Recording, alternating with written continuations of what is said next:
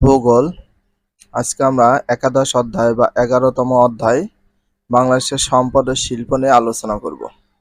তো এখানে দেখো, resource and industries of Bangladesh, বাংলাদেশের সম্পদ ও শিল্প।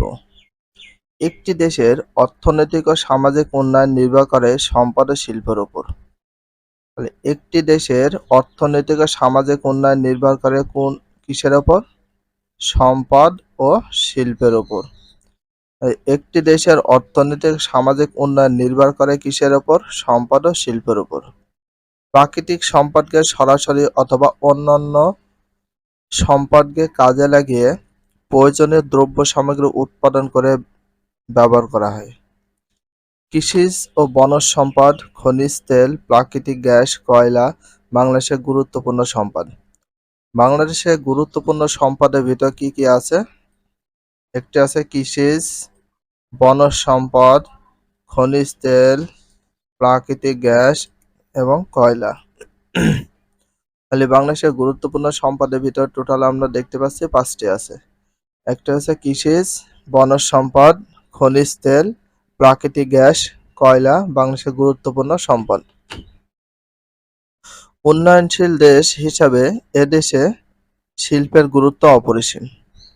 পোশাক শিল্প বাংলাদেশের অর্থনৈতিক উন্নয়নে যথেষ্ট অবদান রাখছে। তাহলে বাংলাদেশের অর্থনৈতিক উন্নয়নে যথেষ্ট অবদান রাখছে কোনটা?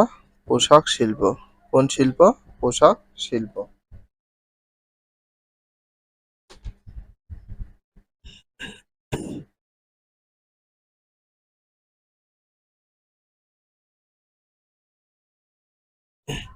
তো এই অধ্যায় আজকে আমরা যা যা শিখবো এখানে সম্পূর্ণটা উল্লেখ করে দিয়েছে। দেখো, বাংলাদেশের প্রধান কৃষি পণ্য, তাদের বন্টন বর্ণনা করতে পারবো। তারপর দেখো, বাংলাদেশের বিভিন্ন বনাঞ্চলের গুরুত্ব ব্যাখ্যা করতে পারবো। বাট তোমাদের এখানে কিন্তু অনেক গুরুত্বপূর্ণ সৃজনশীল প্রশ্ন আসে। এই টপিকসগুলো মেনে তোমরা যদি সৃজনশীল প্রশ্নের জন্য এই টপিকসগুলো পড়ো তাহলে কিন্তু সম্পূর্ণ সৃজনশীলে কমন পাওয়া পসিবল। এখানে আছে বনজ সম্পদ সংরক্ষণে সচেতন হব এবং সর্বত্র সচেতনতা সৃষ্টি করতে পারবো। বাংলাদেশের খনিজ তেল, প্রাকৃতিক গ্যাস, কয়লা, কঠিন শিলার অবদান মানচিত্র প্রদর্শনপূর্বক বর্ণনা করতে পারবো। বাংলাদেশের অর্থনীতিতে খনিজ তেল, প্রাকৃতিক গ্যাস, কয়লার গুরুত্ব বিশ্লেষণ করতে পারবো। বাংলাদেশের প্রধান শিল্প সম্পর্কে বর্ণনা দিতে পারবো, মানচিত্র উপস্থাপন করতে পারবো। বাংলাদেশের অর্থনীতিতে পোশাক শিল্পের অবদান বিশ্লেষণ করতে পারবো। বাংলাদেশের প্রধান পর্যটন কেন্দ্রের বর্ণনা করতে পারবো এবং মানচিত্র প্রদর্শন করতে পারবো। বাংলাদেশের পর্যটন শিল্পের গুরুত্ব সম্ভাবনা সম্পর্কে বর্ণনা করতে পারবো। পর্যটক হিসাবে পর্যটন কেন্দ্রে সুস্থ পরিবেশ সংরক্ষণ নাগরিকের দায়িত্ব পালন করব। যে অধ্যায় পাঠ শেষে আমরা যা যা পড়বো বা শিখবো, বাট এখানে যেটা দেখা যাচ্ছে এই টপিকসগুলো থেকে সবচেয়ে বেশি ঘ এবং ঘ নাম্বার সৃজনশীল প্রশ্ন দিয়ে থাকে। এই টপিকসগুলো সবচেয়ে বেশি করে পড়া উচিত তোমাদের। অনেকে জানি না যে কোন টপিকস থেকে বেশি সৃজনশীল দেয়। দেখো, বাংলাদেশের সম্পদ ও শিল্প। কৃষি পণ্য, এগ্রিকালচার প্রোডাক্টস। কৃষি বাংলাদেশের অর্থনীতিতে গুরুত্বপূর্ণ ভূমিকা পালন করে। বাংলাদেশের অর্থনীতিতে গুরুত্বপূর্ণ ভূমিকা পালন করে কোনটা? কৃষি। লাভজনক, টেকসই, পরিবেশ বান্ধব কৃষি ব্যবস্থা একটি দেশের উন্নয়নের জন্য গুরুত্বপূর্ণ। বাংলাদেশ কৃষি মন্ত্রণালয়ের বার্ষিক প্রতিবেদন। কৃষি মন্ত্রণালয় আছে, সেখানে বার্ষিক প্রতিবেদন মানে বছরে যে প্রতিবেদন হয় 2018 অনুযায়ী 2017 অথবা 18 অর্থ বছরে জিডিপিতে জিডিপির পূর্ণ জিতে কি হয় আর ডিতে কি হয় এবং পিতে কি হয় সেটা জেনে। জিতে গ্রোস, ডিতে ডোমেস্টিক, পিতে প্রোডাক্ট। সার্বিক কৃষিখাতের অবদান 14.10%। 2017 অথবা 18 সালে সার্বিক কৃষিখাতে অবদান ছিল কত শতাংশ? 14.10%। কত শতাংশ? 14.10%। এটা কত সাল অনুযায়ী? 2018 সাল অনুযায়ী। এদেশের শ্রম শক্তির মোট 40.60% কৃষিখাতে নিয়োজিত। তাহলে এদেশের শ্রম শক্তির মোট কত শতাংশ কৃষিখাতে নিয়োজিত রয়েছে? 40.60%। কৃষি খাতে প্রধান রপ্তানি হচ্ছে হিমায়িত খাদ্য, কাঁচা পাট, পাটজাত দ্রব্য, চা। তাহলে কৃষি খাতে প্রধান রপ্তানি পণ্যের ভিতর কি কি আছে মুখস্থ করতে হবে। হিমায়িত খাদ্য আছে, কাঁচা পাট আছে, পাটজাত দ্রব্য আছে এবং চা। এইগুলো সবচেয়ে প্রধান রপ্তানি হিসাবে মনে করে। এটা ভেরি ভেরি ইম্পর্টেন্ট। যেগুলো ইম্পর্টেন্স সেগুলো আমরা ভেরি ভেরি বলে ইন্ডিকেট করে দেব। তাহলে কৃষি খাতে প্রধান রপ্তানি পণ্যের ভিতর কি কি আছে, প্রধান রপ্তানি পণ্যগুলো কি কি। হিমায়িত খাদ্য, কাঁচা পাট, পাটজাত দ্রব্য, চা প্রভৃতি। প্রভৃতি মানে ইত্যাদি। বাংলাদেশের কৃষিজ ফসল, খাদ্যশস্য, অর্থকরী ফসল। বাংলাদেশে দুই ধরনের কৃষি ফসল উৎপাদন করা হয়ে থাকে। একটা হচ্ছে খাদ্যশস্যের ভিতর আছে, আর একটা আছে অর্থকরী ফসল। খাদ্যশস্য বলতে যেগুলো আমরা খাই ডিরেক্টলি, ধান, গম, ডাল, তেল, বাজ, আলু, ভুট্টা, সবজি, ফলমূল, এগুলো হচ্ছে খাদ্যশস্য। এগুলো সম্পূর্ণ আমরা খেতে পারি সরাসরি। আর অর্থকরী ফসল বলতে দেখো কোনগুলো, পাট আছে, চা আছে, ইক্ষু, তুলা, তামাক, ফুল, এগুলো হচ্ছে অর্থকরী ফসল হিসেবে পরিচিত। খাদ্যশস্য, ফুড ক্রপস, খাদ্যশস্য, ধান, রাইস। বাংলাদেশের খাদ্যশস্যের মধ্যে প্রধান কোনটা, ধান। তাহলে বাংলাদেশের খাদ্যশস্যের মধ্যে ধানই প্রধান। তাহলে এখানে একটা প্রশ্ন, বাংলাদেশের খাদ্যশস্যের প্রধান কোনটা, ধান। ধান হচ্ছে বাংলাদেশের খাদ্যশস্যের মধ্যে প্রধান। এটা ভেরি ভেরি ইম্পর্টেন্স, দেখে রাখবা। এদেশে আউশ, আমন, বোরো প্রভৃতি ধরনের ধান চাষ হয়। তাহলে এদেশে কি কি ধরনের ধান চাষ হয়, বাংলাদেশে কি কি ধরনের ধান চাষ হয়। আউশ হয়, আমন হয়, বোরো প্রভৃতি। বাংলাদেশের সকল জেলায় ধান উৎপাদিত হয়। তাহলে বাংলাদেশের সকল জেলায় কি উৎপাদিত হয়, ধান উৎপাদিত হয়। এটা ভেরি ভেরি ইম্পর্টেন্স। বাংলাদেশের সকল জেলায় কি উৎপাদিত হয়, ধান উৎপাদিত হয়। রংপুর, কুমিল্লা, সিলেট, যশোর, কিশোরগঞ্জ, রাজশাহী, বরিশাল, ময়মনসিংহ, বগুড়া, দিনাজপুর, ঢাকা, নোয়াখালী প্রভৃতি অঞ্চলে ধান চাষ বেশি হয়। তাহলে কোন কোন অঞ্চলে ধান চাষ সবচেয়ে বেশি হয়। রংপুরে আমন ধান, সিলেটে বোরো ধান ভালো হয়। তাহলে কোন কোন অঞ্চলে ধান চাষ সবচেয়ে ভালো হয়, এই যে এখানে উল্লেখ করেছে ধান চাষ বেশি হয়। এই অঞ্চলগুলো রংপুর, কুমিল্লা, সিলেট, যশোর, কিশোরগঞ্জ, রাজশাহী, বরিশাল, ময়মনসিংহ, বগুড়া, দিনাজপুর, ঢাকা, নোয়াখালী প্রভৃতি অঞ্চলে ধান চাষ বেশি হয়। আর রংপুরে আমন ধান এবং সিলেটে বোরো ধান। তাহলে রংপুরে কি ধান সবচেয়ে বেশি উৎপাদন হয়, রংপুরে হচ্ছে আমন ধান। আমন ধান ভালো হয় কোন জেলায় বা কোন বিভাগে, রংপুর বিভাগে। আর বোরো ধান সবচেয়ে বেশি ভালো হয় কোথায়, সিলেটে। সিলেটে কোন ধান সবচেয়ে বেশি ভালো হয়, বোরো ধান। অবশ্যই ভালো করে দেখে রাখবা, যেগুলো আন্ডারলাইন করে দিচ্ছি দেখে নিবা। ধান চাষের জন্য 16 ডিগ্রি থেকে 30 ডিগ্রি সেলসিয়াস তাপমাত্রা প্রয়োজন। 100 থেকে 200 সেন্টিমিটার বৃষ্টিপ্রবণ এলাকা ধানে ফলন ভালো হয়। তাহলে ধান চাষের জন্য কত ডিগ্রি সেলসিয়াস তাপমাত্রা প্রয়োজন, 16 থেকে 30 ডিগ্রি সেলসিয়াস তাপমাত্রা হলে হবে। আর 100 থেকে 200 সেন্টিমিটার বৃষ্টিপ্রবণ এলাকায় ধানের ফলন ভালো হয়। নদী অববাহিকায় পলি মাটি ধান চাষের জন্য বেশি উপযোগী। তাহলে ধান চাষের জন্য বেশি উপযোগী কি, পলি মাটি। আর ধান চাষের জন্য সবচেয়ে বেশি উপযোগী কোনটা, এটা ভেরি ভেরি ইম্পর্টেন্স, পলি মাটি। এর জন্য বাংলাদেশের সর্বত্র ধান জন্মে। ধান চাষের উপযোগী অবস্থা, ধান চাষের উপযোগী যে ব্যবস্থা বা অবস্থা রয়েছে সেই জন্য দেয়া হয়েছে। নদী অববাহিকা পলি মাটি থাকলেও কিন্তু ধান চাষ প্রচুর হয়। হোয়াইট মানে গম, হোয়াইট মানে গম। বর্তমানে খাদ্যশস্যের প্রয়োজনীয় বাংলাদেশে প্রায় সব অঞ্চলে গম চাষ হয়। বর্তমানে খাদ্যশস্যের প্রয়োজনীয়তায় বাংলাদেশের প্রায় সব অঞ্চলে কি চাষ হয়, গম চাষ হয়। তাহলে গম চাষ হয় বাংলাদেশের সর্বত্র অঞ্চলে গম চাষ হয়। তাহলে বর্তমানে খাদ্যশস্যের প্রয়োজনীয়তায়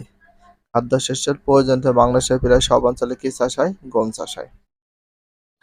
তবে উত্তরাঞ্চলের জেলাগুলো গম চাষের জন্য বেশি উপযোগী। তাহলে কোন অঞ্চলের জেলাগুলোতে গম চাষের জন্য বেশি উপযোগী, উত্তরাঞ্চলের জেলাগুলো। তাহলে কোন জেলায় গম চাষের জন্য বেশি উপযোগী, উত্তরাঞ্চল। তার ভিতর দেখো কি কি, দিনাজপুর, রংপুর, পাবনা, রাজশাহী, কুষ্টিয়া, যশোর, বগুড়া প্রভৃতি অঞ্চলে গম চাষ ভালো হয়। আসলে গম চাষ এসব অঞ্চলগুলো অনেক ভালো হয়। সাধারণত গম চাষের জন্য 16 থেকে 22 ডিগ্রি সেলসিয়াস তাপমাত্রা হলে আনাফ। গম চাষের জন্য 16 থেকে 22 ডিগ্রি সেলসিয়াস তাপমাত্রা হলে হবে এবং 50 থেকে 75 ডিগ্রি সেন্টিমিটার বৃষ্টিপাতের প্রয়োজন হয়। তবে এ কারণে বাংলাদেশে বৃষ্টিহীন শীত মৌসুমে পানি সেচের মাধ্যমে গম চাষ ভালো হয়, কোনো সমস্যা নেই। বাংলাদেশে উর্বর দোআঁশ মাটি গম চাষের জন্য বিশেষ সহায়ক। বাংলাদেশে উর্বর দোআঁশ মাটি, বাংলাদেশে কি ধরনের মাটিতে গম চাষ ভালো হয়? উর্বর দোআঁশ মাটিতে। বাংলাদেশে কোন মাটিতে গম চাষের জন্য বিশেষ সহায়ক? বাংলাদেশে কোন মাটিতে? উর্বর দোআঁশ মাটি। উর্বর দোআঁশ মাটিতে গম চাষের জন্য ভালো উপযোগী। গম চাষের উপযোগী অবস্থা দুইটা দেয়া হয়েছে।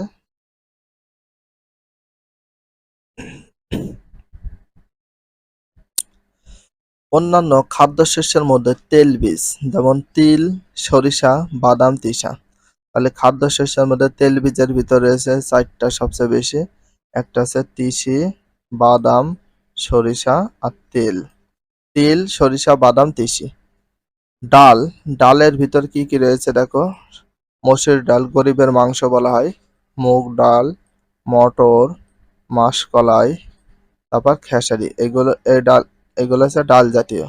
ভুট্টা, যব, আলু, সবজি, ফলমূল প্রধান।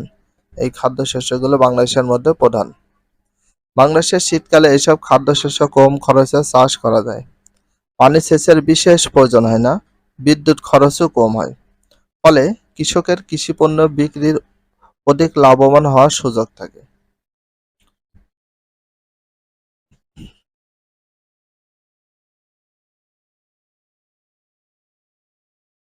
তো অর্থকরী ফসল যেটাকে বলে cash or commercial crops. Cash or দেখো, অর্থকরী ফসলে ইংলিশ হচ্ছে ক্যাশ অর কমার্শিয়াল ক্রপস। যে সকল ফসল সরাসরি বিক্রির জন্য চাষ করা হয় তাকে অর্থকরী ফসল বলে। তাহলে অর্থকরী ফসল কাকে বলে অবশ্যই মেমোরাইজ করে ফেলবে, এটা একটা সংজ্ঞা। সংজ্ঞাটা মেমোরাইজ করবা। আবার আর একটা প্রশ্ন আছে দেখো, যে সকল ফসল সরাসরি বিক্রয়ের জন্য চাষ করা হয় তাকে কি ফসল বলে? অর্থকরী ফসল বলে। তাকে কি ফসল বলে? অর্থকরী ফসল বলে। ভেরি ভেরি ইম্পর্টেন্স, দেখে রাখতে পারো। যে সকল ফসল সরাসরি বিক্রয়ের জন্য চাষ করা হয় সেগুলো অর্থকরী ফসল বলা হয়। পাট, জুট। পাট বাংলাদেশের প্রধান অর্থকরী ফসল। তাহলে বাংলাদেশের প্রধান অর্থকরী ফসল কোনটা? পাট। তাহলে বাংলাদেশের প্রধান অর্থকরী ফসল কোনটা? পাট। বাংলাদেশে সাধারণত 2 প্রকার পাট চাষ হয়। তাহলে বাংলাদেশে সাধারণত কয় প্রকার পাট চাষ হয়? 2 প্রকার পাট চাষ হয়। এটা ভেরি ভেরি ইম্পর্টেন্স। এটা ভেরি ভেরি ইম্পর্টেন্স। দেশি ও তোষা পাট। তাহলে বাংলাদেশে 2 ধরনের পাট চাষ হয়, একটা হচ্ছে দেশি পাট আর একটা হচ্ছে তোষা পাট। রংপুর, ময়মনসিংহ, ফরিদপুর, কুমিল্লা, যশোর, ঢাকা, কুষ্টিয়া, জামালপুর, টাঙ্গাইল, পাবনা প্রভৃতি জেলায় পাট চাষ ভালো হয়। তাহলে কোন কোন জেলায় সবচেয়ে বেশি ভালো হয় পাট চাষ? রংপুর, ময়মনসিংহ, ফরিদপুর, কুমিল্লা, যশোর, ঢাকা, কুষ্টিয়া, জামালপুর, টাঙ্গাইল, পাবনা প্রভৃতি জেলায় পাট চাষ ভালো হয়। তাহলে এইসব অঞ্চলে পাট চাষ সবচেয়ে বেশি ভালো হয়। তাহলে বাংলাদেশের প্রধান অর্থকরী ফসল কোনটা? পাট। বাংলাদেশে সাধারণত কয় প্রকার পাট চাষ হয়? 2 প্রকার, একটা দেশি পাট আর একটা তোষা পাট। আর কোন কোন জেলায় হয় সেটা তোমাদের মনে রাখতে হবে। পাট উষ্ণ অঞ্চলের ফসল। তাহলে উষ্ণ অঞ্চলের ফসল বলা হয় কোনটাকে? পাটকে। তাহলে উষ্ণ অঞ্চলের ফসল বলা হয় কোনটাকে? পাটকে। পাট চাষের জন্য অধিক তাপমাত্রা মানে 20 ডিগ্রি থেকে 35 ডিগ্রি সেলসিয়াস, প্রচুর বৃষ্টিপাতের 150 থেকে 250 সেন্টিমিটার প্রয়োজন হয়। তাহলে পাট চাষের জন্য অধিক তাপমাত্রা কত? পাট চাষের জন্য অধিক তাপমাত্রা কত লাগে? 20 থেকে 35 ডিগ্রি সেলসিয়াস। তাহলে পাট চাষের জন্য কত ডিগ্রি তাপমাত্রা লাগে? 20 থেকে 35 ডিগ্রি সেলসিয়াস। আর প্রচুর বৃষ্টিপাতের 150 থেকে 250 সেন্টিমিটার প্রয়োজন হয়। নদীর অববাহিকায় পলিযুক্ত দোআঁশ মাটি পাট চাষের জন্য বিশেষ সহায়ক। নদীর অববাহিকায় পলিযুক্ত দোআঁশ মাটি পাট চাষের জন্য বিশেষ সহায়ক। তাহলে পাট চাষের জন্য সবচেয়ে উপযুক্ত কি? পলিযুক্ত দোআঁশ মাটি। কোন যুক্ত? পলিযুক্ত দোআঁশ মাটি। পাট চাষের জন্য উপযোগী অবস্থা। এখানে যেসব ফসল উৎপাদন করা হয় সেই বিষয়ে এখানে আলোচনা করেছে। বাংলাদেশে পাট, চা, ইক্ষু এই বিষয় চিত্র রয়েছে 11.2 বাংলাদেশে পাট, চা, ইক্ষু উৎপাদনকারী অঞ্চলসমূহ। তো দেখো ইক্ষু ইক্ষু বলতে কি বোঝায়? যেটাকে বলা হয় সুগার ক্যান, যেটাকে আমরা বলি আখ। আবার অনেকে আঞ্চলিক ভাষায় বলা হয় কুসুর বলে, আখ বলে অথবা ইক্ষু। ইক্ষুর ইংলিশ হচ্ছে সুগার ক্যান। চিনি ও গুড় উৎপাদনের জন্য ইক্ষু বাংলাদেশের গুরুত্বপূর্ণ ফসল। তাহলে বাংলাদেশের গুরুত্বপূর্ণ ফসল কোনটা? ইক্ষু। তাহলে চিনি আর গুড় উৎপাদনের জন্য বাংলাদেশের গুরুত্বপূর্ণ ফসল কোনটা? ইক্ষু বা আখ। ইক্ষু চাষের জন্য সমতল ভূমি প্রয়োজন। তাহলে ইক্ষু চাষের জন্য কেমন ভূমি প্রয়োজন? সমতল ভূমি প্রয়োজন। আর সমতল ভূমি প্রয়োজন কি চাষের জন্য? ইক্ষু চাষের জন্য। রাজশাহী, রংপুর, দিনাজপুর। রাজশাহী, রংপুর, দিনাজপুর, পাবনা, কুষ্টিয়া, ফরিদপুর, ঢাকা, যশোর, ময়মনসিংহ ইক্ষু চাষের প্রধান অঞ্চল। তাহলে ইক্ষু চাষের প্রধান অঞ্চলগুলো কি কি? এগুলো মনে রাখতে হবে। তার ভিতর আছে রাজশাহী আছে, রংপুর, দিনাজপুর, পাবনা, কুষ্টিয়া, ফরিদপুর, ঢাকা, যশোর, ময়মনসিংহ। এই কয়টা জেলা ইক্ষু চাষের জন্য বা এই কয়টা অঞ্চল খুবই উপযোগী এবং সেটা হচ্ছে প্রধান ইক্ষু চাষের জন্য প্রধান অঞ্চল এইগুলো। চিত্র 11.2। তো অবশ্যই যেগুলো দাগে দিচ্ছি ভালো করে আন্ডারলাইন করে রাখতে পারো এবং তার সাথে মেমোরাইজ করে ফেলতে পারো। এটা কিন্তু ভেরি ভেরি ইম্পর্টেন্স। আর ইক্ষু চাষের উপযোগী অবস্থাটা কেমন দেখো। ইক্ষু উৎপাদনের জন্য 19 থেকে 30 ডিগ্রি সেলসিয়াস তাপমাত্রা হলে আনাফ। আর কমপক্ষে 150 সেন্টিমিটার মানে 150 সেন্টিমিটার বৃষ্টিপাতের প্রয়োজন হয়। বেলে দোআঁশ বা কর্দমময় দোআঁশ মাটিতে ইক্ষু চাষ ভালো হয়। তাহলে কোন জমিতে বা কোন মাটিতে ইক্ষু চাষ ভালো হয়? বেলে দোআঁশ বা কর্দময় দোআঁশ। বেলে দোআঁশ বা কর্দমময় দোআঁশ মাটিতে ইক্ষু চাষের জন্য ভালো। চা, টি। বাংলাদেশের অর্থকরী ফসলের মধ্যে চা অন্যতম। তাহলে বাংলাদেশের অর্থকরী ফসলের মধ্যে অন্যতম কোনটা? চা। তাহলে বাংলাদেশের অর্থকরী ফসলের মধ্যে অন্যতম কোনটা? চা। তাহলে বাংলাদেশের অর্থকরী ফসলের মধ্যে অন্যতম কোনটা? চা। চা হচ্ছে বাংলাদেশের অর্থকরী ফসলের মধ্যে অন্যতম। দেশে উৎপাদিত চায়ের প্রায় বেশিরভাগ বিদেশি রপ্তানি হয়। তাহলে দেশে উৎপাদিত চায়ের প্রায় বেশিরভাগ বিদেশি রপ্তানি হয়। কোন দেশে রপ্তানি হয়? বিদেশে। দেশে উৎপাদিত চায়ের বেশিরভাগই বিদেশি রপ্তানি হয়। তাহলে বাংলাদেশে উৎপাদিত চায়ের বেশিরভাগ কোথায় রপ্তানি করা হয়? বিদেশে রপ্তানি করা হয় সবচেয়ে বেশি। পানি নিষ্কাশন বিশিষ্ট ঢালু জমিতে চা ভালো হয়। সবচেয়ে কোন জমিতে চা ভালো হয়? ঢালু জমিতে। কোন জমিতে চা সবচেয়ে বেশি ভালো হয়? ঢালু জমিতে। কারণ তোমরা দেখেছো পাহাড়ি অঞ্চলে চার পরিমাণ সবচেয়ে বেশি, যেটা আমরা সিলেটে জানি ঢালু জমিতে তৈরি হয়। মৌলভীবাজার, হবিগঞ্জ, সিলেটের সবচেয়ে বেশি চা বাগান রয়েছে। তাহলে সবচেয়ে বেশি চা বাগান রয়েছে কোথায়? সিলেটে। শুধু মৌলভীবাজার আছে, সবচেয়ে বেশি চা বাগান আছে মৌলভীবাজার, হবিগঞ্জ এবং সিলেটে।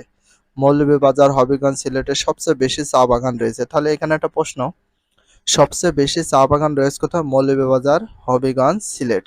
এই কয়টা অঞ্চলে সবচেয়ে বেশি চা বাগান রয়েছে। Very very importance.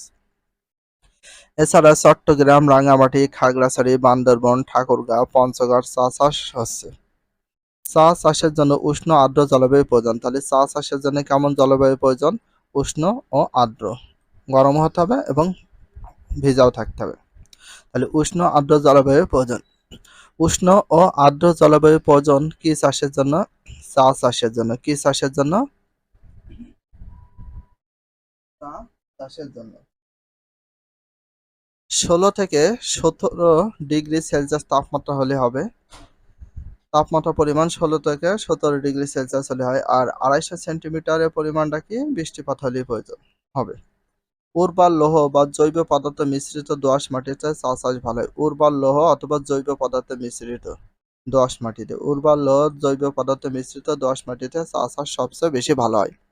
চা চাষের উপযোগী অবস্থাটা দেখতে পেলে, কৃষি ফসলের প্রাকৃতিক নিয়ামক ছাড়াও মূলধন, শ্রমিক, পরিবহন, বাজার প্রভৃতি নিয়ামকের সম্প্রসারণ উৎপাদনের উপর প্রভাব ফেলে।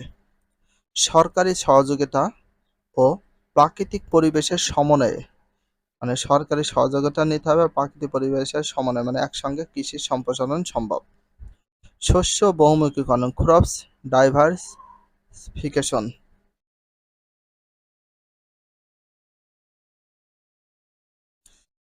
তাহলে শস্য বহুমুখীকরণ, ক্রস ডাইভার্সিফিকেশন। বাট এই শস্য বহুমুখীকরণ বিশাল আকারে ইম্পর্টেন্স, এখান থেকে প্রতিবার ম্যাক্সিমাম কোশ্চেন দিয়ে থাকে, বাট এই বিষয়টা একটু ভালো করে ক্লিয়ার হয়ে যাও। শস্য বহুমুখীকরণটা কি? বাংলাদেশের শীতকাল প্রধানত রবি শস্য চাষের জন্য উপযোগী। তাহলে বাংলাদেশ রবি শস্য চাষের জন্য উপযোগী কোনটা? শীতকাল। আর বাংলাদেশের শীতকাল প্রধানত কোন ফসল চাষের জন্য উপযোগী? রবি শস্য। কোন শস্য? রবি শস্য। Very very important. এক্ষেত্রে বিভিন্ন অঞ্চলে প্রায় একই ধরনের শস্য চাষ করা হয়। এর ফলে যেমন কৃষক শস্যের মূল্য কম পায়।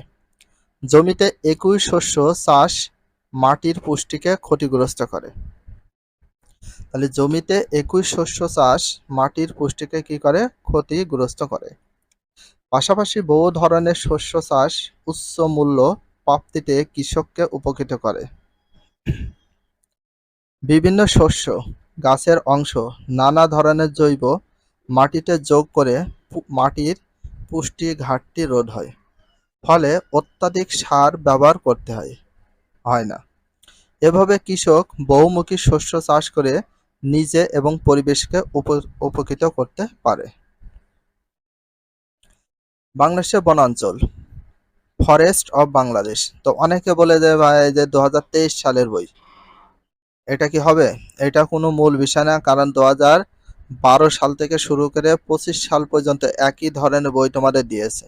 বাট এই পিডিএফ ফাইলটা অনেক ক্লিয়ার, আর এখন বর্তমানে যেসব পিডিএফ ফাইল দিয়েছে এতটা মন করো অস্পষ্ট, বোঝাই যায় না।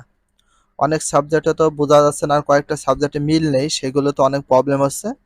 তো এই কারণে আমরা 2023 সাল 24-25 আমরা যাই বলি না এখন, 2012 সালের বই কিন্তু তোমাদের দেওয়া হয়েছে 2025 সালে, এই কোয়ালিটির বই। তো একই বই, এই জন্য এরকম। বাংলাদেশের বনাঞ্চল, ফরেস্ট অফ বাংলাদেশ। বনভূমি থেকে যে সম্পদ উৎপাদিত হয় বা পাওয়া যায় তাকে বনজ সম্পদ বলে। তাহলে বনভূমি থেকে যে সম্পদ উৎপাদিত হয় বা পাওয়া যায় তাকে কি বলে? বনজ সম্পদ। তাহলে বনভূমি থেকে যে সম্পদ উৎপাদিত হয় বা পাওয়া যায় তাকে কি বলে? বনজ সম্পদ। তাকে কি বলা হয়? বনজ সম্পদ। তাহলে বনভূমি থেকে যে সম্পদ উৎপাদিত হয় তাকে কি বলে? বনজ সম্পদ। Very very importance. আবার বনজ সম্পদ কাকে বলে? এটা কোনো দেশের পারস্পরিক ভারসাম্য এবং অর্থনৈতিক উন্নয়নের জন্য মোট ভূমির 25 ভাগ বনভূমি থেকে আসে। ভারসাম্য এবং অর্থনৈতিক উন্নয়নের জন্য মোট ভূমির কত ভাগ বনভূমি থাকা প্রয়োজন? 25 ভাগ বনভূমি থাকা প্রয়োজন। সেটা আমরা সকলেই জানি, 25 ভাগ বনভূমি থাকতে হবে। কিন্তু বাংলাদেশ বন অধিদপ্তর কর্তৃক 2017 অনুসারে হিসাব অনুযায়ী ডিসেম্বর 2016 পর্যন্ত বাংলাদেশের মোট বনভূমির পরিমাণ শতকরা প্রায় 17.4791 ভাগ ছিল। মানে এখানে বলা হয়েছে কিন্তু বাংলাদেশ বন অধিদপ্তর কর্তৃক 2017 সালের হিসাব অনুযায়ী ডিসেম্বর 2016 সাল পর্যন্ত বাংলাদেশের মোট বনভূমির পরিমাণ শতকরা ছিল 17% বা 17.4791 ভাগ। জলবায়ু মাটির গুণাগুণের তারতম্যের কারণে বাংলাদেশের বনভূমিকে 3টি শ্রেণীতে বিভক্ত করা যায়। জলবায়ু ও মাটির গুণাগুণের তারতম্যের কারণে বাংলাদেশের বনভূমিকে কয়টি শ্রেণীতে বিভক্ত করা যায়? 3টি শ্রেণীতে বিভক্ত করা যায়। কয়টি শ্রেণীতে বিভক্ত করা যায়? 3টি শ্রেণীতে বিভক্ত করা যায়। তাহলে জলবায়ু ও মাটির গুণাগুণের তারতম্য কারণে বাংলাদেশের বনভূমিকে কয়টি শ্রেণীতে বিভক্ত করা যায়? 3টি শ্রেণীতে বিভক্ত করা যায়। কয়টি শ্রেণী? 3টি শ্রেণীতে বিভক্ত করা যায়। বাংলাদেশের সম্পদ ও শিল্প, 169 পৃষ্ঠা থেকে। ক্রান্তীয় চিরহরিৎ এবং পাতাঝরা গাছের বনভূমি। ক্রান্তীয় চিরহরিৎ পাতাঝরা গাছের বনভূমি। বাংলাদেশে খাগড়াছড়ি হবে, রাঙ্গামাটি ও বান্দরবনের প্রায় সব অংশে এবং চট্টগ্রামের সিলেটের অঞ্চলের কিছু অংশে এ বনভূমি বিস্তৃত। ক্রান্তীয় চিরহরিৎ এবং পাতাঝরা গাছের বনভূমি। পাহাড়ের অধিক বৃষ্টিপ্রবণ অঞ্চলে ক্রান্তীয় চিরহরিৎ এবং কম বৃষ্টিপ্রবণ অঞ্চলে পাতাঝরা গাছের বনভূমি দেখা যায়। তাহলে পাহাড়ের অধিক বৃষ্টিপ্রবণ এলাকায় ক্রান্তীয় চিরহরিৎ। তো ক্রান্তীয় চিরহরিৎ বলতে যে গাছে প্রচুর পরিমাণ পাতা থাকে এবং গাছগুলো সবুজ থাকে।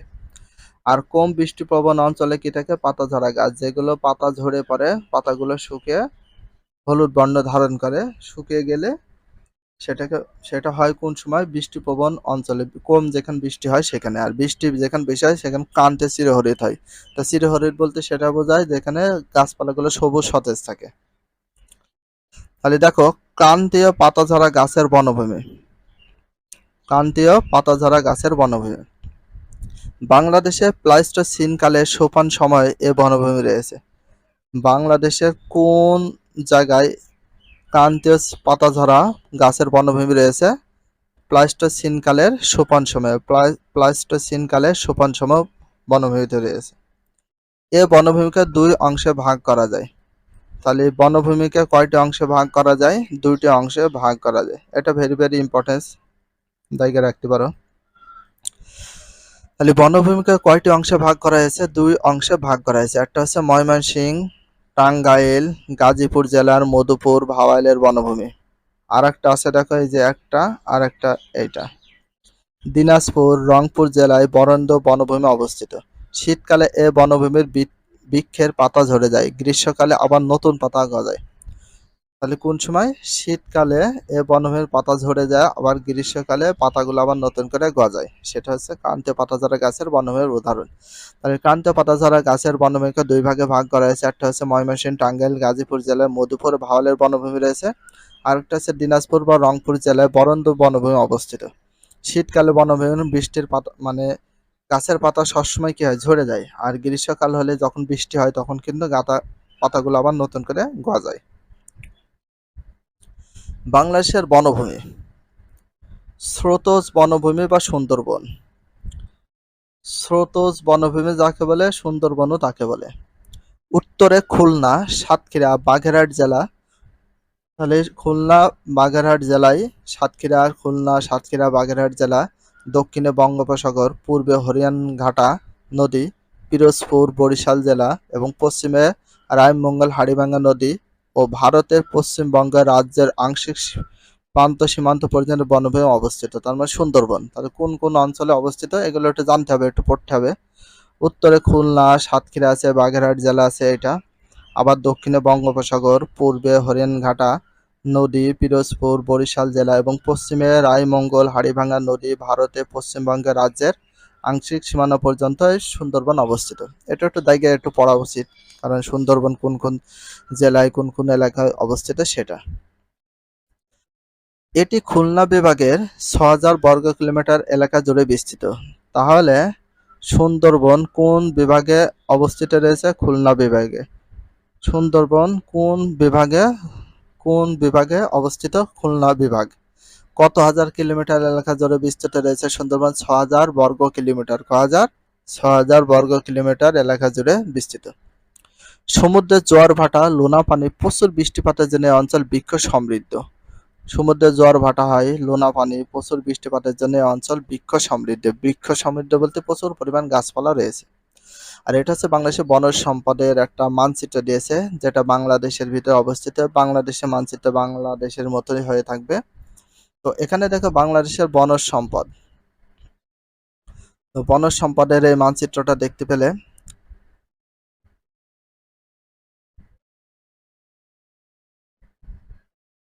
তো এখানে দেখো রয়েছে কাজ, বিভিন্ন উদ্ভিদের বৈশিষ্ট্য নাম দেওয়া হলো। এগুলো কোন বনভূমিতে অবস্থিত তা লেখো। উদ্ভিদ ও বৈশিষ্ট্য। তো এখানে বনভূমির নামটা অবশ্যই লিখতে হবে। যেমন আছে দেখো, সুন্দরবন, গরান, গেবা, ধুন্দুল, কেওড়া, গোলপাতা, সাধারণত সুটমাই, মিঠা, লোনা পানির সংযোগস্থলে। এটা কিন্তু সুন্দরবন, বনভূমির নাম আছে সুন্দরবন। ২ নম্বর, শাল, গজারি, কড়াই, হিজল প্রভৃতি গাছের পাতা একেবারে ঝরে যায়। শাল, গজারি, হিজল প্রভৃতি গাছের পাতা একেবারে, এটা হচ্ছে ক্রান্তীয় পাতাঝরা গাছের উদ্ভিদ। চাপালিশ, ময়না, তেলসুর, বাঁশ প্রভৃতি গাছের পাতা একসঙ্গে ঝরে যায় না। তাহলে এটা হচ্ছে আমরা কি বলতে পারি? এই যে এখানে যেটা পড়লাম একটু বলি। সুন্দরবনের উদাহরণগুলো তো দেখলাম, সুন্দরবনে কোন কোন ইয়েগুলো রয়েছে, আর কোন গাছগুলো কোন বনের উদাহরণ সেটা কিন্তু উল্লেখ করতে বলেছে। তাহলে এর ভিতরে আমরা সুন্দরবন পাচ্ছি, ক্রান্তীয় পাতাঝরা উদ্ভিদে পাচ্ছি, আবার শুধু ক্রান্তীয় ও চিরহরিৎ গাছের উদ্ভিদগুলো পাচ্ছি। এটাকে আমরা চিরহরিৎ গাছের উদ্ভিদ ধরতে পারি। তো একটা আছে সুন্দরবন, প্রথমটা আমরা অবশ্যই সুন্দরবন বলতে পারি, সুন্দরবন। আর একটা আছে ক্রান্তীয় পাতাঝরা গাছের, ক্রান্তীয় পাতাঝরা উদ্ভিদ আছে, আর একটা ক্রান্তীয় চিরহরিৎ আছে। এটাকে আমরা ধরবো চিরহরিৎ, আর এটাকে ধরবো ক্রান্তীয় পাতাঝরা, কারণ যখন ওই সময় পাতা ঝরে যায় তখন ক্রান্তীয় পাতাঝরা গাছের উদ্ভিদ, আর একটা আছে ক্রান্তীয় চিরহরিৎ গাছের উদ্ভিদ, যেগুলো পাতা ঝরে না বা সবুজ থাকে। বনাঞ্চলের গুরুত্ব, ইম্পর্টেন্স অফ ফরেস্ট। বনজ সম্পদ দেশের অর্থনীতিতে গুরুত্বপূর্ণ ভূমিকা রাখে। তাহলে কোন সম্পদ দেশের অর্থনীতিতে গুরুত্বপূর্ণ ভূমিকা রাখে? বনজ সম্পদ। কোন সম্পদ? বনজ সম্পদ। তাহলে বনজ সম্পদ দেশের কিসে গুরুত্বপূর্ণ ভূমিকা রাখে? অর্থনীতিতে। কোনটিতে? অর্থনীতিতে। বাংলাদেশে বনজ সম্পদের পরিমাণ সীমিত, দিন দিন কমে যাচ্ছে। তাহলে বাংলাদেশে কি সম্পদের পরিমাণ সীমিত বা দিন দিন কমে যাচ্ছে? বনজ সম্পদ। কোন সম্পদ? বনজ সম্পদ। অর্থনৈতিক উন্নয়ন ও প্রাকৃতিক পরিবেশের ভারসাম্য রক্ষায় বনভূমির গুরুত্ব অপরিসীম।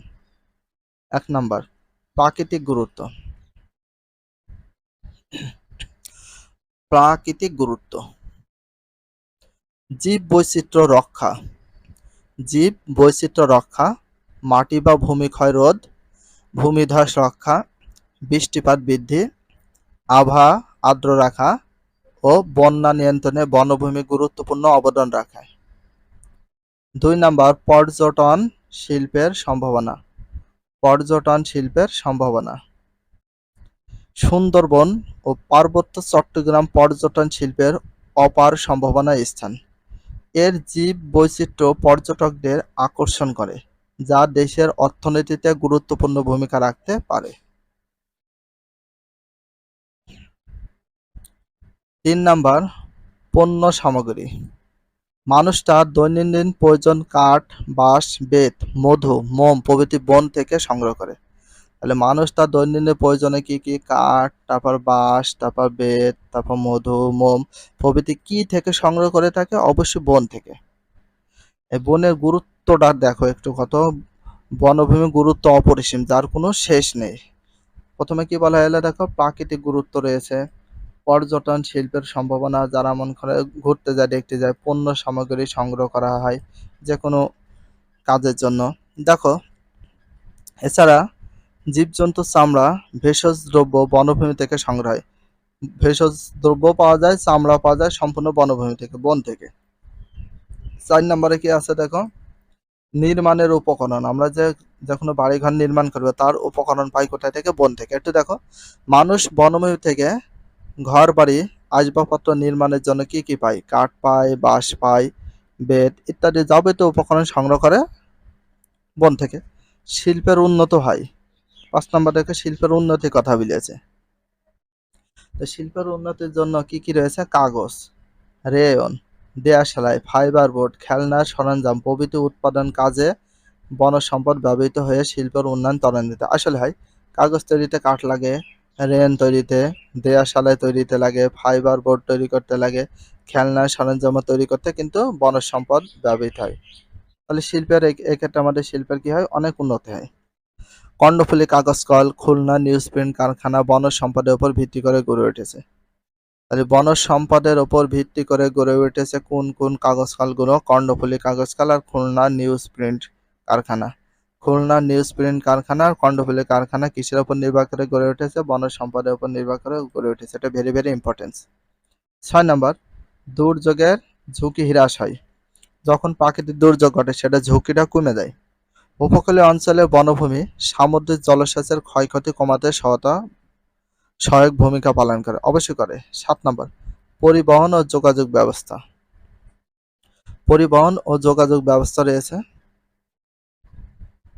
বনভূমি থেকে কাঠ সংগ্রহ করে তা দিয়ে রেল লাইনে, স্লিপার, তারপর মোটর গাড়ি, নৌকা, লঞ্চ, জাহাজ ইত্যাদির কাঠামো, বৈদ্যুতিক খুঁটি, রাস্তার পুল প্রভৃতি নির্মাণ করা হয়। তাহলে পরিবহন ও যোগাযোগ ব্যবস্থা করা হয়, যেমন বনভূমি থেকে কাঠ সংগ্রহ করে তার রেল লাইনে স্লিপার তৈরি হয়, রেল লাইনে স্লিপার বলতে বড় বড় কাঠ আছে না, ওইটা এখন বর্তমানে লোহা দিয়ে তৈরি হয়। তারপর মোটর গাড়িও তৈরি হয়, নৌকা তৈরি হয় কাঠ দিয়ে, লঞ্চ তৈরি হয়, জাহাজ ইত্যাদি কাঠামো, বৈদ্যুতিক খুঁটি, তারপরে কি রাস্তার পুল প্রভৃতি নির্মাণ কাজে কিন্তু কাঠ ব্যবহার করা হয়। কি কি কাজে ব্যবহার হয় সেই বিষয়টা বলা হয়েছে। সরকারের আয়ের উৎস হিসেবে কাজ করে কোনটা? বনজ সম্পদ। বনজ সম্পদে সরকারের আয়ের একটি উৎস। সরকারের আয়ের একটি উৎস বলা হয় কোনটাকে? বনজ সম্পদকে। কোনটাকে বলা হয়? বনজ সম্পদকে। বনজ সম্পদ বিক্রি ও এর উপর কর ধার্য করে সরকার রাজস্ব আয় বাড়িয়ে থাকে। 9, কৃষি উন্নয়ন। বনভূমি দেশের আবহাওয়াকে আর্দ্র রাখে। দেশের আবহাওয়াকে আর্দ্র রাখে কোনটা? বনভূমি। তাহলে বনভূমি দেশের কোনটাকে আর্দ্র রাখে? আবহাওয়াকে আর্দ্র রাখে। আবার আরেকটা প্রশ্ন, দেশের আবহাওয়াকে আর্দ্র রাখে কোনটা? বনভূমি। ফলে প্রচুর বৃষ্টিপাত ঘটে, যা কৃষি উন্নয়নে সহায়ক হয়। কৃষিকাজে অনেক সাহায্য হয়। বৃষ্টি হলে সেচের পরিমাণ কম লাগে, তার মানে টাকার পরিমাণটা বেঁচে যায়। এটা কৃষকের জন্য সুবিধা। 10 নম্বর আছে দেখো, বৈদেশিক মুদ্রা অর্জন, মানে বিদেশ থেকে টাকা পয়সা উপার্জন হয়। বনের বিভিন্ন প্রাণীর চামড়া যেমন দাঁত, শিং, পশম এবং কিছু জীবন্ত বন্য জন্তু রপ্তানি করে বাংলাদেশে বৈদেশিক মুদ্রা অর্জন করে। যেমন বৈদেশিক মুদ্রা অর্জন বলতে প্রাণীর চামড়া ব্যবহার করা হয়, প্রাণীর চামড়া বেচা হয়, দাঁত, তারপর শিং, তারপর পশম, জীবন্ত মানে জীবন্ত বন্য প্রাণও কিন্তু রপ্তানি করে বাংলাদেশে মুদ্রা অর্জন করে, অবশ্যই করে। বনজ সম্পদ ব্যবহার আমরা যত্নশীল হব। তাহলে কোন সম্পদ ব্যবহারে আমরা যত্নশীল হব? বনজ সম্পদ ব্যবহারে। কোন সম্পদ ব্যবহারে আমরা যত্নশীল হব? বনজ সম্পদ ব্যবহারে।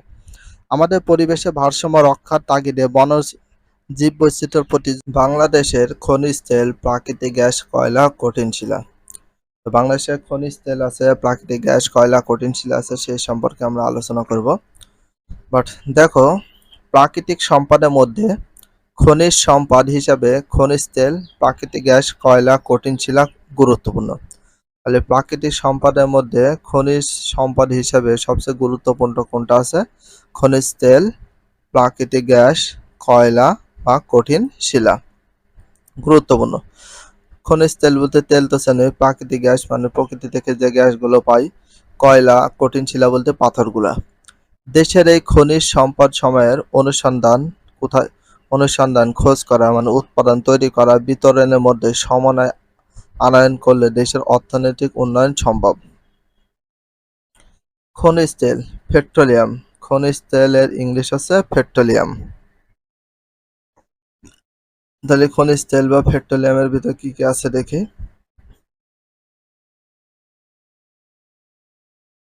বাংলাদেশের উপকূল অঞ্চলে খনিজ তেল আছে বলে বিশেষজ্ঞগণ মনে করেন। তাহলে বাংলাদেশের কোন অঞ্চলে খনিজ তেল আছে বলে বিশেষজ্ঞ মনে করেন? উপকূল অঞ্চলে। কোন অঞ্চলে? উপকূল অঞ্চলে। তাহলে বাংলাদেশের উপকূল অঞ্চলে কি আছে বলে বিশেষজ্ঞ মনে করেন? খনিজ তেল। কি তেল?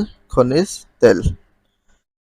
1986 সালে সিলেট জেলার হরিপুরে প্রাকৃতিক গ্যাসের সপ্তম কূপে তেল পাওয়া গেছে। কত সালে? 1986 সালে। কত সালে সিলেট জেলার হরিপুরে প্রাকৃতিক গ্যাসের সপ্তম কূপে তেল পাওয়া গেছে? 1986 সালে। তাহলে 1986 সালে কোন জেলার হরিপুরে প্রাকৃতিক গ্যাসের সপ্তম কূপে তেল পাওয়া গেছে? সিলেট জেলার। কোন জেলার? সিলেট জেলার। তাহলে 1986 সালে সিলেট জেলার কোন এলাকায় প্রাকৃতিক গ্যাসের সপ্তম কূপে তেল পাওয়া গেছে? হরিপুরে। কোন? সিলেট জেলার হরিপুরে। আবার 1986 সালে সিলেট জেলা হরিপুরে কিসের সন্ধান পাওয়া গেছে? প্রাকৃতিক গ্যাসের কূপে তেল পাওয়া গেছে। তাহলে 1986 সালে সিলেট জেলার হরিপুরে প্রাকৃতিক গ্যাসের কততম কূপে তেল পাওয়া গেছে? সপ্তম কূপে তেল পাওয়া গেছে। কতগুলো প্রশ্ন করছে, ঠিক আছে? যত প্রশ্ন করবা তত তোমাদের বেশি মনে থাকবে, উত্তর নিজেদের করতে হবে। আর এটা ভেরি ভেরি ইম্পর্টেন্ট, লিখে রাখো। এ কূপ থেকে দৈনিক প্রায় 600 ব্যারেল অপরিশোধিত তেল তোলা হচ্ছে। এ কূপ থেকে দৈনিক প্রায় কয়শো ব্যারেল অপরিশোধিত তেল তোলা হচ্ছে? 600 ব্যারেল। কয়শো ব্যারেল? 600 ব্যারেল। অপরিশোধিত তেল চট্টগ্রামের তেল শোধনাগারে পরিশোধন করা হয়। অপরিশোধিত তেল কোথায় শোধনাগারে পরিশোধন করা হয়? চট্টগ্রামের তেল পরিশোধনে। তাহলে অপরিশোধিত তেল চট্টগ্রামে কোথায় তেল শোধনাগার পরিশোধন করা হয়? চট্টগ্রামের। পরিশোধিত তেল থেকে পেট্রোল, কেরোসিন, বিটুমিন, অন্যান্য দ্রব্য পাওয়া যায়। তাহলে পরিশোধিত তেল থেকে কি কি পাওয়া যাচ্ছে? তিন ধরনের বিষয় পাওয়া যাচ্ছে। এক জায়গা থেকে পেট্রোল পাওয়া যাচ্ছে, কেরোসিন পাওয়া যাচ্ছে, আর বিটুমিন বা অন্যান্য দ্রব্য পাওয়া যায়। মৌলভীবাজার জেলার বরমচালে বাংলাদেশের দ্বিতীয় তেল ক্ষেত্রটি অবস্থিত। তাহলে কোন জেলার বরমচালে বাংলাদেশের দ্বিতীয় তেল ক্ষেত্রটি অবস্থিত? মৌলভীবাজার। মৌলভীবাজার জেলার কোথায়? বরমচালে। মৌলভীবাজার জেলায় কোথায় দ্বিতীয় ক্ষেত্রটি অবস্থিত? দ্বিতীয় তেল ক্ষেত্রটি অবস্থিত। এটা ভেরি ভেরি ইম্পর্টেন্স। এই ক্ষেত্র থেকে দৈনিক প্রায় 1200 ব্যারেল তেল তোলা হয়। দ্বিতীয় তেল ক্ষেত্র থেকে কয়শো ব্যারেল তেল তোলা হয়? 1200 ব্যারেল তেল তোলা হয়। ভেরি ভেরি ইম্পর্টেন্স, এটা ভেরি ভেরি ইম্পর্টেন্স।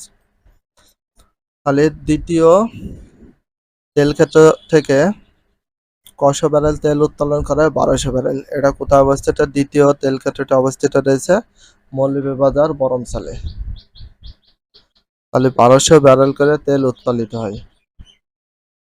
আর এটা বাংলাদেশের মানচিত্র, বাট এখানে রয়েছে তেল বাংলাদেশ খনিজ সম্পদ মানচিত্র।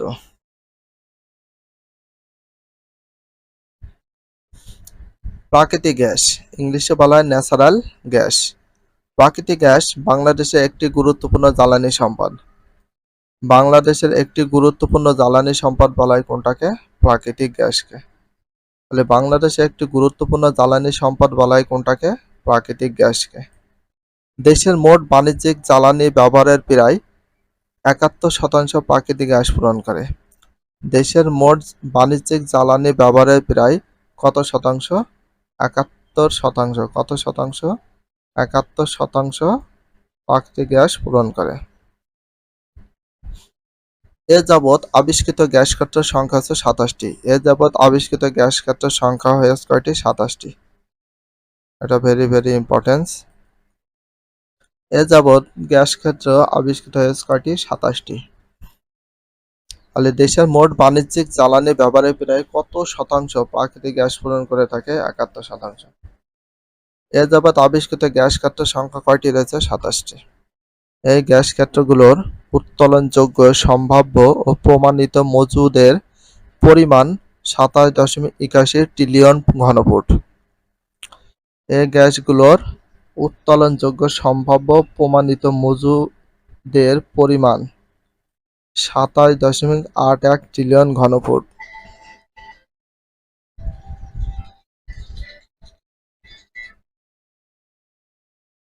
এর মধ্যে 1960 থেকে জুন 2018 পর্যন্ত 15.94 ট্রিলিয়ন ঘনফুট গ্যাস উত্তোলন করা হয়েছে।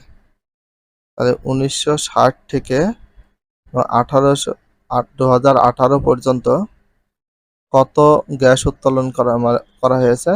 15.94 ট্রিলিয়ন ঘনফুট। 94 দেখো 15.94 ট্রিলিয়ন ঘনফুট গ্যাস উত্তোলন করা হয়েছে এবং 11.92 ট্রিলিয়ন ঘনফুট প্রমাণিত মজুদ গ্যাস অবশিষ্ট রয়েছে। তার সাথে দেখো বর্তমানে 21টি গ্যাস ক্ষেত্র থেকে 112টি কূপ থেকে, বর্তমানে 21টি গ্যাস ক্ষেত্র রয়েছে, তার ভিতরে 112টি কূপ থেকে গ্যাস উৎপাদিত হচ্ছে। টোটাল রয়েছে 21টি গ্যাস ক্ষেত্র। তাহলে বর্তমানে 21টি গ্যাস ক্ষেত্র থেকে, এটা ভেরি ভেরি ইম্পর্টেন্স। বর্তমানে 21টি গ্যাস ক্ষেত্র থেকে কয়টি কূপ রয়েছে? 112টি কূপ থেকে গ্যাস উৎপাদিত হচ্ছে। 2017 থেকে 2018 অর্থ বছরে 968.7 বিলিয়ন ঘনফুট গ্যাস উত্তোলিত হয়েছে।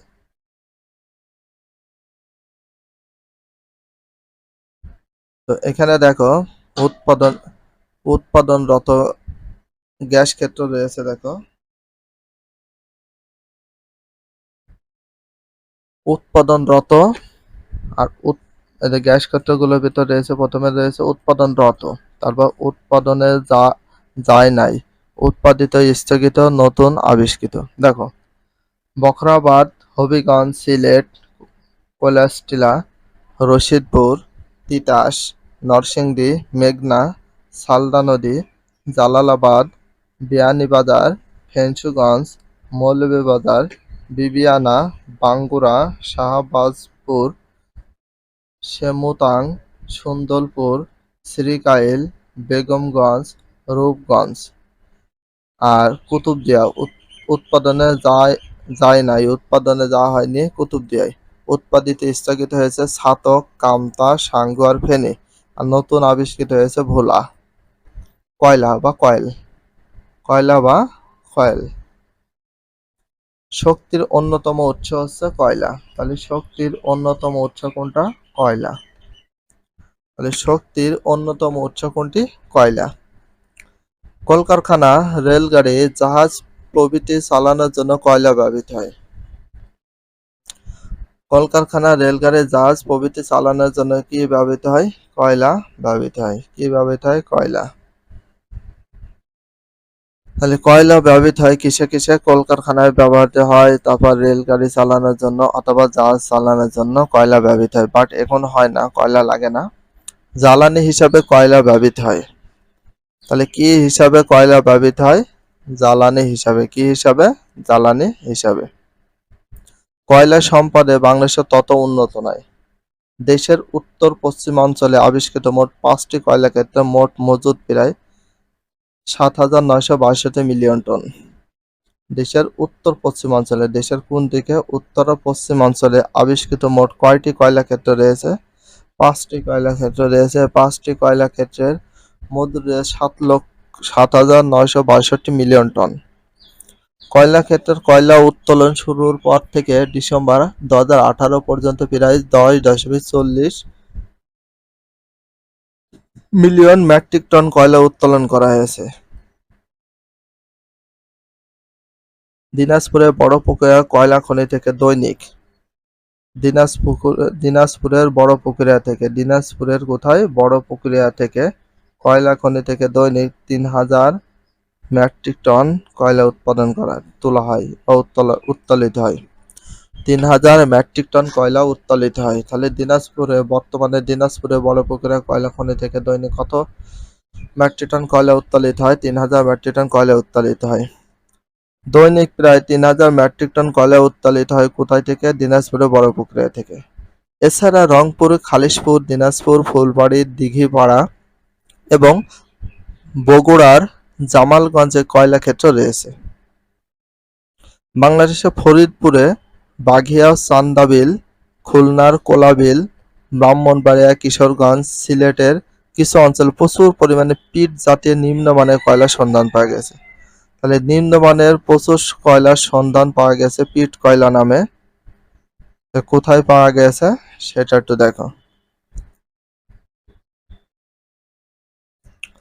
তাহলে বাংলাদেশের ফরিদপুর বাগিয়াতে পাওয়া গেছে, চান্দাবিলে পাওয়া গেছে, খুলনার কোলাবিলে পাওয়া গেছে, ব্রাহ্মণবাড়িয়ায়, কিশোরগঞ্জ, সিলেটের কিছু অঞ্চলে প্রচুর পরিমাণে পিট জাতীয় নিম্নমানের কয়লার সন্ধান পাওয়া গেছে। কি জাতীয় কয়লা? পিট জাতীয় কয়লার সন্ধান পাওয়া গেছে, নিম্নমানের কয়লা। এছাড়া রাজশাহী, বগুড়া, নওগাঁ, সিলেট জেলায় উৎকৃষ্ট মানের বিটুমিনস বা লিগনাইট কয়লার সন্ধান পাওয়া গেছে। তাহলে উৎকৃষ্ট মানের বিটুমিনাস বা লিগনাইট নামের সন্ধান পাওয়া গেছে কয়লার। কোন কোন জেলায়? রাজশাহীতে পাওয়া গেছে, বগুড়ায় পাওয়া গেছে, নওগাঁ জেলা এবং সিলেট জেলায়। এই কয়টা জেলায় উৎকৃষ্ট মানের বিটুমিনাস লিগনাইট কয়লার সন্ধান পাওয়া গেছে। বিটুমিনাস লিগনাইট কয়লার সন্ধান পাওয়া গেছে কোথায়? রাজশাহী, বগুড়া, নওগাঁ, সিলেট জেলায়। রাজশাহী, বগুড়া, নওগাঁ, সিলেট জেলায় কি মানের কয়লার সন্ধান পাওয়া গেছে? বিটুমিনাস বা লিগনাইট। দিনাজপুরে বড়পুকুরিয়া কয়লা ক্ষেত্র থেকে উৎকৃষ্ট মানের লিগনাইট কয়লা উত্তোলন করা হচ্ছে।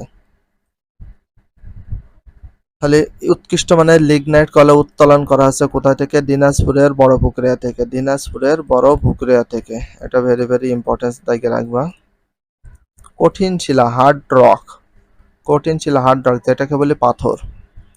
রেলপথ, রাস্তাঘাট, গৃহ, সেতু, বাঁধ নির্মাণ ও বন্যা নিয়ন্ত্রণ প্রভৃতি কাজে কঠিন শিলা ব্যবহৃত হয়। তাহলে কঠিন শিলা ব্যবহৃত হয় কি কি কাজে সেটা বলো আগে। রেলপথে ব্যবহার হয় দেখো মোটা মোটা পাথর, রাস্তাঘাটে পাথর ব্যবহার হয়, গৃহতে ঘরবাড়ি তৈরিতে, সেতু তৈরিতে এবং বাঁধ নির্মাণে পাথর ব্যবহৃত হয়। বন্যা নিয়ন্ত্রণেও কি হয়? পাথর ব্যবহৃত হয়।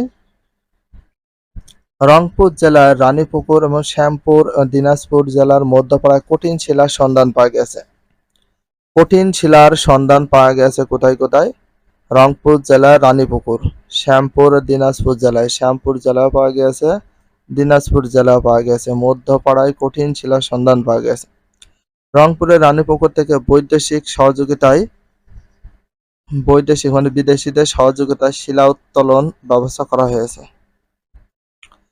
বিদেশিদের সহযোগিতায় শিলা উত্তোলনের ব্যবস্থা করা হয়েছে কোথায়? রংপুরের রানীপুকুর থেকে। রংপুরের রানীপুকুর থেকে, এটা ভেরি ভেরি ইম্পর্টেন্ট। বিশেষজ্ঞ মনে করেন এখান থেকে বছরে প্রায় 17 লক্ষ টন শিলা উত্তোলন করা যাবে। বিশেষজ্ঞরা মনে করেন এখান থেকে প্রায় এক বছরে 17 লক্ষ টন শিলা উত্তোলন করা যাবে। দিনাজপুরের মধ্যপাড়া খনি হতে 2017 থেকে 2018 অর্থবছরে 7,59,634.25 মেট্রিক টন কঠিন শিলা উত্তোলিত হয়েছে। বাংলাদেশের অর্থনীতিতে খনিজ তেল, প্রাকৃতিক গ্যাস, কয়লার গুরুত্ব। আধুনিক সভ্য জগতে খনিজ তেল একটি প্রয়োজনীয় সামগ্রী। আধুনিক সভ্য জগতে কোনটি একটি প্রয়োজনীয় সামগ্রী? খনিজ তেল। আধুনিক সভ্য জগতে কোনটি একটি প্রয়োজনীয় সামগ্রী? খনিজ তেল। শক্তি, আলো, তাপ উৎপাদনের জন্য তেল প্রয়োজনীয়। শক্তি, আলো এবং তাপ উৎপাদনের জন্য কি প্রয়োজন? তেল প্রয়োজন। আর তেল প্রয়োজনীয় কেন? শক্তি, আলো উৎপাদনের জন্য।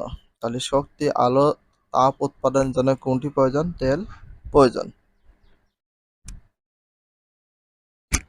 খনিজ তেল পরিশোধিত করে গ্যাসোলিন, ডিজেল গ্যাস, কেরোসিন, পিচ্ছিল তেল, পারাফিন প্রভৃতি পাওয়া যায়।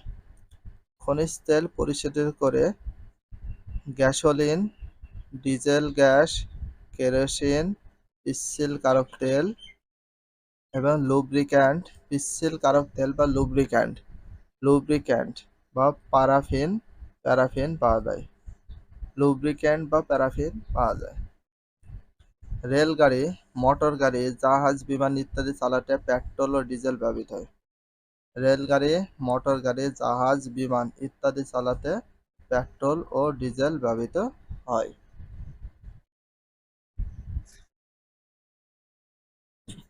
আমাদের দেশের তেল ক্ষেত্রগুলো হতে তেল পর্যাপ্ত পরিমাণে উত্তোলিত হলে বৈদেশিক মুদ্রা ব্যয় হ্রাস করা সম্ভব। এছাড়া এককভাবে জ্বালানি হিসাবে গ্যাসের উপর নির্ভরশীলতা হ্রাস করা যাবে।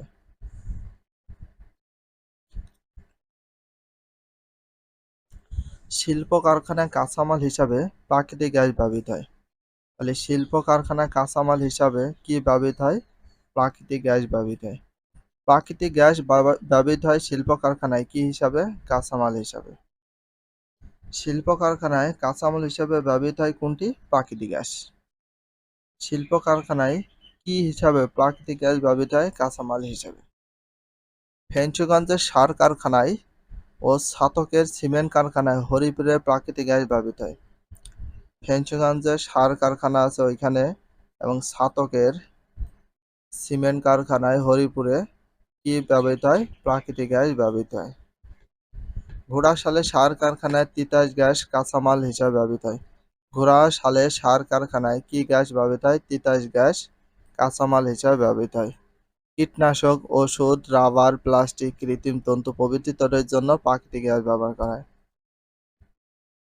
তাহলে হচ্ছে কীটনাশক অথবা ওষুধ, তারপর রাবার, প্লাস্টিক, কৃত্রিম তন্তু প্রভৃতি তৈরি করার জন্য কি ব্যবহৃত হয়? কাঁচামাল হিসাবে প্রাকৃতিক গ্যাস। কি গ্যাস? প্রাকৃতিক গ্যাস। চা বাগানগুলো রশিদপুরে প্রাকৃতিক গ্যাসের উপর নির্ভরশীল। তাহলে চা বাগানগুলো রশিদপুরের প্রাকৃতিক গ্যাসের উপর নির্ভরশীল। চা বাগানগুলো কিসের উপর নির্ভরশীল? রশিদপুরের প্রাকৃতিক গ্যাসের উপর নির্ভরশীল। কয়েকটি বিদ্যুৎ কেন্দ্রে ফার্নেস তেলের পরিবর্তে প্রাকৃতিক গ্যাস ব্যবহৃত হয়। কয়েকটি বিদ্যুৎ কেন্দ্রে ফার্নেস তেলের পরিবর্তে কি ব্যবহৃত হয়? প্রাকৃতিক গ্যাস ব্যবহৃত হয়। সিদ্ধিরগঞ্জ, আশুগঞ্জ, ঘোড়াশাল তাপবিদ্যুৎ কেন্দ্রে ব্রাহ্মণবাড়িয়ায় তিতাস গ্যাস ব্যবহৃত হয়। তাহলে তিতাস গ্যাস ব্যবহৃত হয় কোন কোন জায়গায়? সিদ্ধিরগঞ্জ ব্যবহৃত হয়, আশুগঞ্জে, ঘোড়াশাল তাপবিদ্যুৎ কেন্দ্রে, ব্রাহ্মণবাড়িয়ায় তিতাস গ্যাস ব্যবহৃত হয়। এগুলো খুব ভালো করে দেখে নেবা, কারণ সবগুলো প্রশ্ন আর প্রচুর পরিমাণে এখানে প্রশ্ন আছে, অবশ্যই পড়া উচিত। এছাড়া গৃহস্থালী বা বাণিজ্যিক কাজে প্রাকৃতিক গ্যাস ব্যবহৃত হয়। এখানে কাজ দিয়েছে এককভাবে নিচের ছকটি পূরণ করে। শিল্প, এককভাবে নিচের এটা পূরণ করতে হবে। এখানে দেখো দিয়ে দিয়েছে ফেঞ্চুগঞ্জের সার কারখানায় আর ছাতকের সিমেন্ট কারখানায় ব্যবহৃত গ্যাস ক্ষেত্রের নাম। তারপর ঘোড়াশালে সার কারখানা, সিদ্ধিরগঞ্জে তাপবিদ্যুৎ কেন্দ্র, আশুগঞ্জে তাপবিদ্যুৎ কেন্দ্র। কোনটা কি ব্যবহৃত হয়েছে একটু দেখি। এখানে সবগুলো রয়েছে, দেখো। ঘোড়াশালের সার কারখানা তিতাস গ্যাস, তাহলে ঘোড়াশালের সার কারখানা কয়? এই যে ঘোড়াশালের সার কারখানায় কি গ্যাস ব্যবহৃত হয়? তিতাস, তিতাস গ্যাস। তাহলে তিতাস গ্যাস ব্যবহৃত হয়। ঘোড়াশালের সার কারখানায় কি গ্যাস ব্যবহৃত হয়? তিতাস গ্যাস। এটা বুঝতে পারলে? ঘোড়াশালের সার কারখানায় কোন গ্যাস ব্যবহৃত হয়? এই যে এখানে রয়েছে তিতাস গ্যাস। তারপরে দেখো ফেঞ্চুগঞ্জের সার কারখানা ও ছাতকের সিমেন্ট কারখানা। ফেঞ্চুগঞ্জের সার কারখানা অথবা ছাতকের সিমেন্ট কারখানায় এখানে কি গ্যাস ব্যবহৃত হয়? দুটো একই গ্যাস ব্যবহৃত হয়। সেটা কি গ্যাস? সিমেন্ট কারখানায় হরিপুরের প্রাকৃতিক গ্যাস এখানে ব্যবহৃত হয়। হরিপুরের, হ্যান্ডরাইটিং খুব একটা ভালো না হরিপুরের, কারণ এখানে টাইপ করা মাউস দিয়ে খুব একটা ভালো হয় না। হরিপুরে, তাহলে কি হবে? হরিপুরের কি গ্যাস? প্রাকৃতিক গ্যাস। হরিপুরের যে প্রাকৃতিক গ্যাস আছে, সেই প্রাকৃতিক গ্যাস ব্যবহৃত হয় কোন কোন জায়গায়? এই যে এখানে প্রাকৃতিক গ্যাস। তাহলে আমরা তিনটা কারখানায় পেয়ে গেলাম। ফেঞ্চুগঞ্জের সার কারখানায় পাওয়া যায় কি? ফেঞ্চুগঞ্জের যে সার কারখানা আছে সেখানে পাওয়া যাচ্ছে ফেঞ্চুগঞ্জের সার কারখানা, ছাতকের সিমেন্ট কারখানা। এটা হচ্ছে হরিপুরের প্রাকৃতিক গ্যাস ব্যবহৃত হয়, মানে ব্যবহৃত গ্যাসের নাম বললাম। আর ঘোড়াশালের সার কারখানা ব্যবহৃত হয় তিতাস গ্যাস। আর সিদ্ধিরগঞ্জের তাপবিদ্যুৎ কেন্দ্রে, এই যে এখানে দেখি সিদ্ধিরগঞ্জের তাপবিদ্যুৎ কেন্দ্রে, সিদ্ধিরগঞ্জের তাপবিদ্যুৎ কেন্দ্রে, তারপরে রয়েছে আশুগঞ্জ। এই যে সিদ্ধিরগঞ্জের তাপবিদ্যুৎ কেন্দ্রে, সিদ্ধিরগঞ্জের তাপবিদ্যুৎ কেন্দ্রে, আশুগঞ্জের তাপবিদ্যুৎ কেন্দ্রে একই গ্যাস ব্যবহৃত হয়। ব্রাহ্মণবাড়িয়ার তিতাস গ্যাস, ব্রাহ্মণবাড়িয়া আছে, তো ব্রাহ্মণবাড়িয়া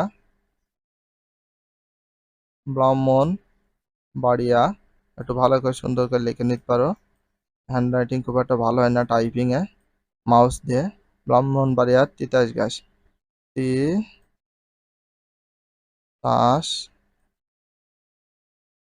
তিতাস গ্যাস। একটু দেখে একটু বুঝে নিও, আর আমি একটু বলে দিচ্ছি। সিদ্ধিরগঞ্জের তাপবিদ্যুৎ কেন্দ্র, আশুগঞ্জের তাপবিদ্যুৎ কেন্দ্র, ব্রাহ্মণবাড়িয়ার তিতাস গ্যাস। এই যে ব্রাহ্মণবাড়িয়ার তিতাস গ্যাস ব্যবহৃত হয়। ঘোড়াশালের তাপ সার কারখানা, ঘোড়াশালের সার কারখানায় তিতাস গ্যাস কাঁচামাল হিসেবে তিতাস গ্যাস। আর ফেঞ্চুগঞ্জের সার কারখানা, ছাতকের সিমেন্ট কারখানা, হরিপুরের প্রাকৃতিক গ্যাস। যে হরিপুরের ফেঞ্চুগঞ্জের সার কারখানা, ছাতকের সিমেন্ট কারখানা, হরিপুরের প্রাকৃতিক গ্যাস ব্যবহৃত হয়। সবগুলো পেয়ে গেলে ছকটা পূরণ করে দেখিয়ে দিলাম। দেখো, কয়লা জ্বালানি হিসাবে গ্যাসের ও লাকড়ির পরিপূরক হিসাবে ব্যবহৃত হয়। দেখো, গ্যাসের ও লাকড়ির পরিপূরক হিসাবে ব্যবহৃত হতে পারে কয়লা জ্বালানি হিসাবে। বর্তমানে বড় প্রক্রিয়া থেকে উত্তোলিত কয়লায় 65% বড় প্রক্রিয়া তাপবিদ্যুৎ কেন্দ্রে বিদ্যুৎ উৎপাদনে ব্যবহৃত আছে। বর্তমানে বড় প্রক্রিয়া থেকে উত্তোলিত কয়লার কত শতাংশ ব্যবহৃত হচ্ছে? 65% ব্যবহৃত হচ্ছে কোথায়? বড় প্রক্রিয়া তাপবিদ্যুৎ কেন্দ্রে। বড় প্রক্রিয়া তাপবিদ্যুৎ কেন্দ্রে কত শতাংশ কয়লা ব্যবহৃত হয়? 65%। বর্তমানে কোথায় থেকে উত্তোলিত হচ্ছে? বড় প্রক্রিয়া থেকে। অবশিষ্ট 35% কয়লা ব্যবহৃত হচ্ছে কি কি বিষয়? দেখো, অবশিষ্ট যে 35% কয়লা ব্যবহৃত হচ্ছে ইটভাটা বা কলকারখানা সহ। ইটভাটায় ব্যবহৃত হয় এবং কলকারখানা সহ ব্যবহৃত হচ্ছে। বনজ সম্পদ রক্ষায় কয়লা গুরুত্বপূর্ণ ভূমিকা পালন করছে।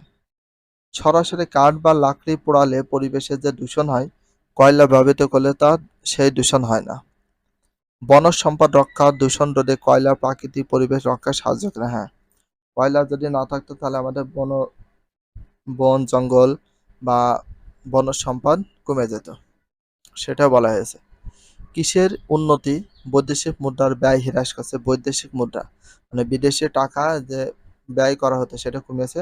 সরকারি আয়ের উৎস হয়েছে। কর্মসংস্থান সৃষ্টি, বাংলাদেশে অনেক জায়গায় কর্মসংস্থান কাজকর্মের স্থান সৃষ্টি হয়েছে, তৈরি হয়েছে। প্রভৃতি ক্ষেত্রে এই খনিজ দ্রব্যগুলো যথেষ্ট অবদান রাখে। এগুলো ব্যবহারের প্রতি আমাদের সচেতন ও যত্নবান হওয়া প্রয়োজন। আমরা এই মূল্যবান সম্পদগুলোর অপচয় করব না। বাংলাদেশের প্রধান শিল্প, মেইন ইন্ডাস্ট্রি অফ বাংলাদেশ। কোনো দেশে অর্থনৈতিক সামাজিক অগ্রগতির পূর্ব শর্ত হচ্ছে শিল্পায়ন। তাহলে কোনো দেশের অর্থনৈতিক ও সামাজিক অগ্রগতির পূর্ব শর্ত হচ্ছে কোনটি? শিল্পায়ন। শিল্পায়ন, এটা very very important, best of important জায়গায় রাখবা। তাহলে কোনো দেশের অর্থনৈতিক অথবা সামাজিক অগ্রগতির পূর্ব শর্ত হচ্ছে কি? শিল্পায়ন। তাহলে অর্থনৈতিক আর সামাজিক অগ্রগতির পূর্ব শর্ত হচ্ছে কি? শিল্পায়ন। তো শিল্পায়নের পূর্ব শর্ত হচ্ছে কি? অর্থনৈতিক সামাজিক অগ্রগতির পূর্ব শর্ত। আর্থসামাজিক উন্নয়ন, দারিদ্র্য বিমোচনে শিল্প খাত গুরুত্বপূর্ণ ভূমিকা রাখতে পারে। সামাজিক উন্নয়ন এবং দারিদ্র্য বিমোচনে কোনটি গুরুত্বপূর্ণ ভূমিকা রাখতে পারে? শিল্প খাত। কোনটি? শিল্প খাত। ভিডিওটি এখানে শেষ করছি। যদি ভিডিওটি ভালো লাগে চ্যানেলে সাবস্ক্রাইব করতে হলে ফলো করে দিও, তার সাথে একটা লাইক এবং একটা কমেন্ট করে দিও। নেক্সট ভিডিও পাওয়ার জন্য অবশ্যই বেল আইকনটা অল করে রাখো, যাতে নিউ ভিডিও আপলোডের সাথে সাথে সর্বপ্রথম তোমাদের কাছে নোটিফিকেশনটা পৌঁছে যায়। If you love this video please subscribe my channel, like comment share, hit the bell icon for getting next video. So everyone take care, love you, আল্লাহ হাফেজ, বাই বাই।